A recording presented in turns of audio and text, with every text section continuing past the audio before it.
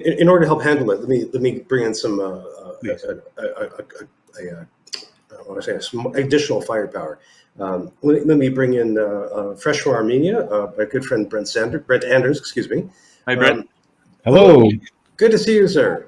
Good to see you. So this is quite an honor. I've been following Donald Clark here for quite a while on his blog as well as on Twitter. So I kind of feel like I'm meeting a celebrity. So this is very. I deny everything.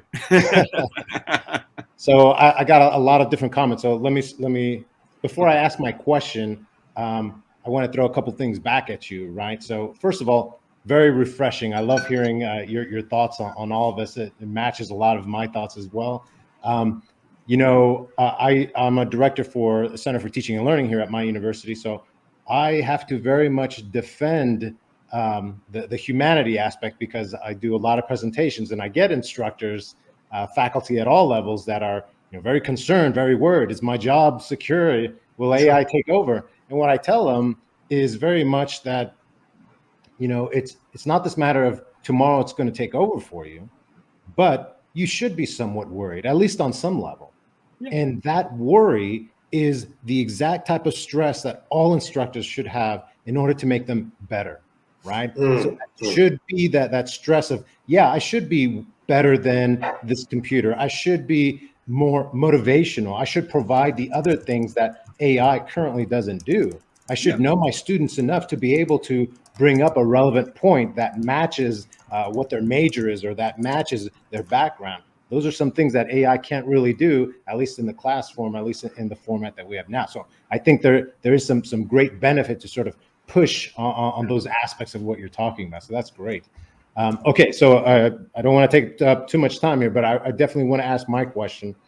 So the big thing that I get, and this is kind of circling back to what you were talking about before, is instructors get so fixated on this aspect of I have essays and I'm worried that they're cheating. So I'm going to go through all this AI text detection, plagiarism. I always start off with making a big argument of don't even bring up plagiarism. Let's just focus on if they used AI, that's cheating. And then we don't even have to get into plagiarism, right? But then I always push back on that. I created this thing called the share technique, right? That breaks it down and organizes it as far as what they can do to their assignments and assessments to look at how it can be modified somewhat, going beyond just that essay. Is essay the right answer? Because it isn't all the time, right? Should there be something more? Maybe instead of a 2,000 word essay, now it's a 500 word essay and there's a class presentation, or maybe there's just a Q&A dealing with that essay that's done live, or maybe it's also an art piece that they present and they have to talk about it. So there's all these different aspects that I try to put together in that share technique. But my question to you then is, what else can I do to the instructors that are wanting to push this essay aspect? Because that's very much a fixated thing within higher education, because it's been that tried and true thing of if you truly learned it, then you can write about it. And the big fear that I have is I have a lot of instructors that are like, oh, I know, I'll have them just write it out in class, right? So now that's the test. The test is writing it out in class. And I have lots of problems with that. I have no problems with, okay, maybe we'll do a quick little paragraph or, some small practical exercise, but a full essay, I don't think that's the answer. So I'd love to get your thoughts on that. Yeah. So the first reaction is, I've been really having me out and about in the real world in higher education and community college, and they call them further education here in the UK. So I've been in lots of different types in schools also. What has really impressed me are the people in the middle layer in vocational colleges. I think you call them community colleges in the States. So, and because I was in Glasgow, one of the biggest colleges in the UK, and everybody in the audience was already using it, all the teachers, because a good friend of mine, Joe Wilson, had actually put one sort of moment of truth or place in his institution where all faculty could go, use the tools, get familiar with them, and then come back to students fully sort of, aware of what it does, the fact that, plagiarism checkers do not work, don't use them, that sort of stuff. Right. And then there was another brilliant example, but I was speaking to Peter Shea and Devin Walton, and they're from Northern Essex Community College in Massachusetts, Middlesex Community College, and they had put forums up for faculty so that you could just go and you could play around and build little courses and stuff with them, you know, to allow faculty to have that pre-prompting type experience with this stuff, a bit of hand-holding, and then come back to students. I think that's terribly important that we get faculty au fait with the limitations of this thing, the fact that the plagiarism checkers don't work, all that sort of stuff. Then when you come back to students, you're absolutely right. I really look forward to the death of the essay.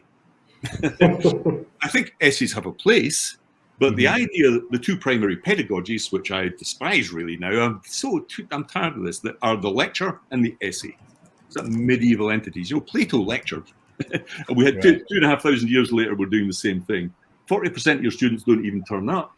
They pay, what, hundreds of thousands of dollars for a degree, and they don't turn up for the meal. It's sort of bizarre in a way. So I think finally this challenge, because I really do honestly believe, I'm getting a bit political here, but I do believe that internally higher education is unreformable from the inside.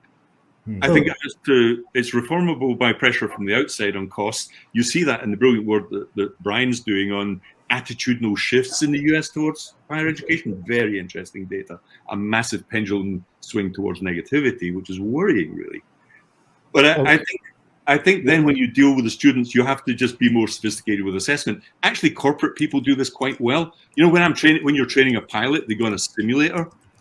Why? Because pilots go down with a plane. Students don't go down with faculty. That's a good point. You know, maybe we should think, maybe the students go down with, and I don't teach them well, they're in trouble. They may fail here and still have the debt. That's a morally bad thing. Increasingly in healthcare, the use of simulations, action-oriented stuff. As I said earlier, higher education is almost, you're drowning in a sea of text and textual analysis. And I think it's time that it swung away from the essay as its primary form of always teaching and assessment, and certainly away from the lecture. But and I think this will finally be the external pressure we need. Going back to one thing you just said earlier, though, about the unemployment thing, which is a real fear. Now, my father-in-law was a miner, spent most of his life underground working shifts. I can't remember academics complaining that much when all the miners lost their jobs. I can't remember academia. In fact, academia helped take all those jobs in the Midwest and export them to China. I was there. I heard those CEOs talk about downsizing and outsourcing. So the business schools were responsible for this, and so we shouldn't be really surprised that we always thought that routine working class jobs would be automated by robots. That turned out not to be true. We don't even have a self-driving car. Actually, what's happened is that cognitive skills are being replaced. Now, suddenly when it's us and our children, we go into a moral panic. But I can't remember the moral panic when the business schools from higher education were recommending you outsource manufacturing to China. And we wonder why we have Trump, Brexit, the burning down of Paris. So I am very political in this. I think higher education needs to get its act together and stop talking about academic integrity and reflect on whether what we're doing is right for humanity as a whole. And so I often get political in this because I think in my lifetime I've been saddened by the fact that it has played a role in increasing inequalities, and that the graduate class has flipped and suddenly looked down upon people, the deplorables, the despicables, and we wonder why we have Trump. It doesn't surprise me in the slightest.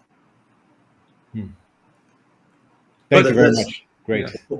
Well, that's a fantastic, and Brent, we're really glad to see you. Thanks for those questions, Ben. Yeah, great to see you at last.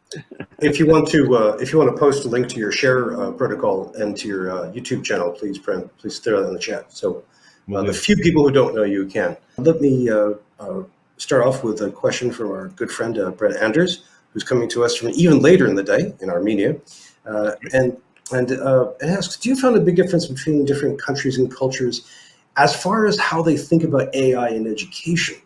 So not just AI in general, but AI in education. Yeah, good question. Yes.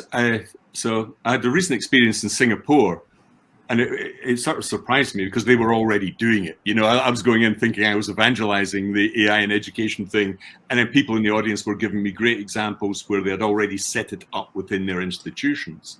Wow. So, and therefore, I think there are two great focal points for this now, and that's China, the Far East, and America, and the US. Europe's nowhere on this. Europe's sort of lost the plot slightly here. Europe, Wow. well, I think Europe's got it in their head that they're going to regulate the whole world, but it's only 5.7% of the global population. I think they have a bigger sort of say in things. When I was in the Far East and Africa, nobody cares about the EU. You know, that it seemed like almost irrelevant to them. It was such a small thing. But the second part of your question was on AI literacy. I'd like to make a sort of little comment on that, because I think educators tend to always want, it's like digital literacy. The solution to everything is a course. We must teach people about AI literacy and so on.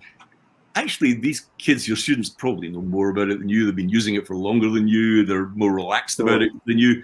I sometimes find that default term AI literacy worries me, because it's always a sign that, oh yeah, we have knowledge, and open your mouth, we're going to pour it into you, you know. And that's not true in AI, because AI is actually, that I find a very poor understanding of what large language models are and do in higher education, for example. A lot of rejection, head in sand behavior compared to, let's say, the corporate world, or in some cultures, the Far East, as I say. In Africa, another really interesting reaction was, bring it on, you know. We're poor, this is free, it's amazing. That's a pretty good combination. Are we really going to impose our higher education model in Africa, where hardly anybody goes to college, you know? Is that what we're really going to do? There's a really interesting example of this in reaction to this question.